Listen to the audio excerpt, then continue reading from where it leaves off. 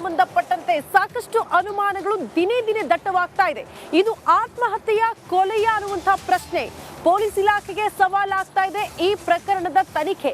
ಕಾರಣ ಕೆಲವೊಂದಷ್ಟು ಶಂಕೆ ವ್ಯಕ್ತವಾಗ್ತಾ ಇರೋದು ಇದು ಕೊಲೆ ಇರಬಹುದು ಅಂತ, ಆತ್ಮಹತ್ಯೆ ಮಾಡಿಕೊಂಡಿರಬಹುದು ಅನ್ನುವಂತಹ ಒಂದಷ್ಟು ವಿಚಾರಗಳು ಕೂಡ ಇಲ್ಲಿ ಪ್ರಸ್ತಾಪ ಆಗ್ತಾ ಇರೋದು. ಹಾಗಾಗಿ ಸಾಕಷ್ಟು ಅನುಮಾನಗಳು ಈ ಪ್ರಕರಣದಲ್ಲಿ ಪೊಲೀಸ್ ಇಲಾಖೆಗೆ ಕಗ್ಗಂಟಾಗಿದೆ. 5 ನಿಗೂಢ ಸಾವು. ಎಎಸ್ಪಿ ಖಾದರ್ ಪಾಷಾ ನೇತೃತ್ವದಲ್ಲಿ ತನಿಖೆ ಚುರುಕುಗೊಂಡಿದೆ ಅನ್ನೋದರ ಡೀಟೇಲ್ ಸಿಗ್ತಾ ಇದೆ. ಚಿತ್ರದುರ್ಗದ ಪಾಳು ಬಿದ್ದ ಮನೆಯಲ್ಲಿ ಪತ್ತೆಯಾಗಿದ್ದು 5 ಅಸ್ಥಿ ಪಂಜರ.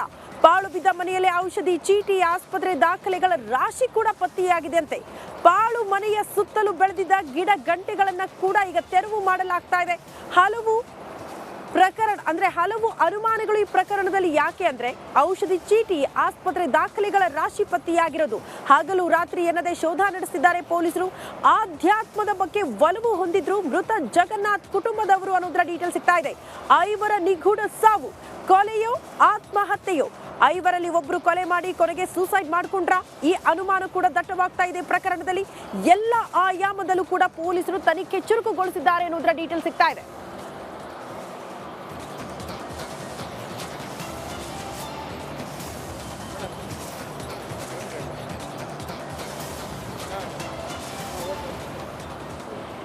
ನಮ್ಮ ಮಗಳು ಸಣ್ಣದಲ್ಲ, ನಾವು ಅಲ್ಲೇ ಇದ್ವಲ್ಲ, ಅಲ್ಲಿಂದ ಈ ಕಡೆ ಸೈಡ್ ತಂದು ಈ ಕಡೆ 2 ವರ್ಷ ನಾವು ಬಂದು ಈಗ 1.5 ವರ್ಷ ಆಗಿರ್ಬೋದು ಅಷ್ಟೇ. ಡೀಟೇಲ್ಸ್ ಅನ್ನ ಕೊಡ್ತಾ ಹೋಗ್ತಾರೆ ನಮ್ಮ ಪ್ರತಿನಿಧಿ ವೀರೇಶ್. ನೇರ ಸಂಪರ್ಕದಲ್ಲಿ ಜಾಯಿನ್ ಆಗ್ತಿದ್ದಾರೆ. ವೀರೇಶ್, ಈ ಪ್ರಕರಣದಲ್ಲಿ ಸಾಕಷ್ಟು ಅನುಮಾನ.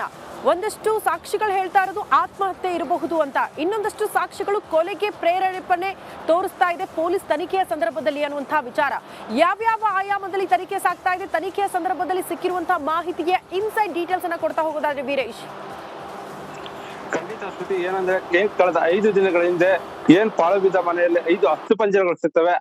ಆಗ ತಕ್ಷಣಕ್ಕೆ ಏನಂದ್ರೆ ಪೊಲೀಸರು, ಚಿತ್ರದುರ್ಗ ಬಡಾವಣೆ ಪೊಲೀಸರು ಕಾರ್ಯಪ್ರವೃತ್ತರಾಗ್ತಾರೆ. ಸಂಪೂರ್ಣವಾಗಿ ಮನೆಯ ಸುತ್ತಮುತ್ತ, ಮನೆಯ ಒಳಗಡೆ, ಮತ್ತೆ ಸಂಬಂಧಿಕರು, ಮತ್ತೆ ಅವರಿಗೆ ಯಾರು ಪರಿಚಯಿಸ್ತರಿದ್ರು, ಮತ್ತೆ ಅದೇ ರೀತಿ ಡೆತ್ ನೋಟ್ ಅಲ್ಲಿ ಏನಿತ್ತು, ಮತ್ತೆ ಡೆತ್ ನೋಟ್ ಅಲ್ಲಿ ಕೂಡ 1-2 ಹೆಸರು ಕೇಳಿ ಬಂದಿತ್ತು ಅಂತ ಹೇಳ್ಬಿಟ್ಟು ಅವರು ಕೂಡ ಈಗಾಗಲೇ ಎನ್ಕ್ವೈರಿ ಮಾಡ್ಲಿಕ್ಕೆ ಅವ್ರನ್ನ ಸರ್ಚಿಂಗ್ ಅಲ್ಲಿದ್ದಾರೆ. ಅಷ್ಟೇ ಅಲ್ಲದೆ ಏನಂದ್ರೆ ತನ್ನ ಜಮೀನ ಸೇಲ್ ಅಗ್ರಿಮೆಂಟ್ ಮಾಡ್ಕೊಟ್ಟಿದ್ರು ಅನ್ನೋ ಮಾಹಿತಿ ಆಧಾರದ ಮೇಲೆ ಅವರು ಆ ಒಂದು ಆಂಗಲ್ ಅಲ್ಲಿ ಕೂಡ ಈಗಾಗಲೇ ಪೊಲೀಸರು ತನಿಖೆ ನಡೆಸ್ತಿದ್ದಾರೆ. ಅಂದ್ರೆ ಕಳೆದ 5 ದಿನಗಳಿಂದ ಕೂಡ ಏನಂದ್ರೆ ಚಿತ್ರದುರ್ಗ ಪೊಲೀಸರು ಡೇ ಅಂಡ್ ನೈಟ್ ಅಂದ್ರೆ ಈ ಒಂದು ಕಾರ್ಯದ ಶೋಧ ಮಾಡ್ತಿದ್ದಾರೆ ಅಂತ. ಯಾಕಂದ್ರೆ ಏನಂದ್ರೆ ಸುಮಾರು 4 ವರ್ಷಗಳ ಹಿಂದೆ ಈ ಅಸ್ಥಿ ಪಂಜರ ಅಂದ್ರೆ ಡೆತ್ ಆಗಿದ್ರು ಅಂತ ಮಾಹಿತಿ ತಿಳಿದು ಬರ್ತೈತೆ.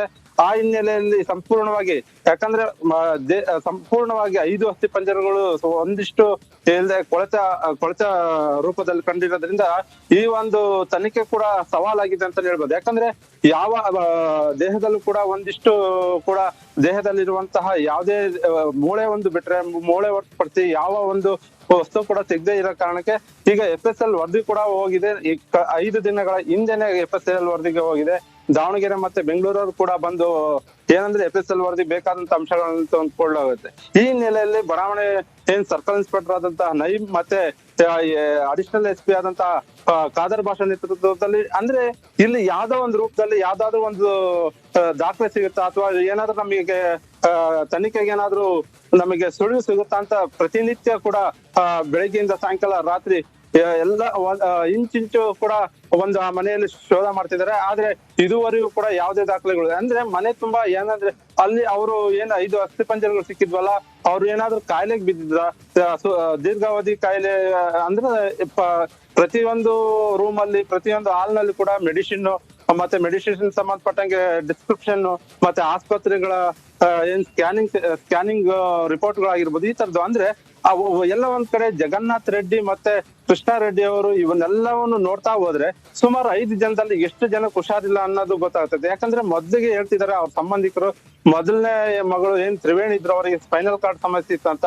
ಸಾಕಷ್ಟು ಖರ್ಚುಗಳು ಸಮೇತ ಮಾಡಿದ್ರಂತ. ಈ ಹಿನ್ನೆಲೆಯಲ್ಲಿ ಸುಮಾರು, ಯಾಕಂದ್ರೆ ಈಗ ಜಗನ್ನಾಥ ರೆಡ್ಡಿ ಅವರು ಕೂಡ ದೊಡ್ಡ ಜಮೀನ್ದಾರ್ ಆಗಿದ್ರಿಂದ ಇವ್ರು ಯಾಕಂದ್ರೆ ಕೊಲೆನ ಅಥವಾ ಇದು ಮರ್ಡರ್ ಅನ್ನೋದು, ಯಾಕಂದ್ರೆ ಸುಮಾರು ಅಂದ್ರೆ ಅದರಲ್ಲಿ 2 ಅಸ್ಥಿ ಪಂಜರಗಳಿದ್ದಾವೆ, ಹಗ್ಗ ಕಟ್ಟಿದ ರೂಪದಲ್ಲಿ ಸಿಕ್ಕಿದೆ. ಓಕೆ ವೀರೇಶ್, ಧನ್ಯವಾದಗಳು ತಮ್ಮೆಲ್ಲ ಮಾಹಿತಿಗೆ. ಪೊಲೀಸರು ಯಾವ ರೀತಿ ಈ ಪ್ರಕರಣವನ್ನ ಭೇದಿಸ್ತಾರೆ ಕಾದ್ ನೋಡೋಣ ವೀರೇಶ್.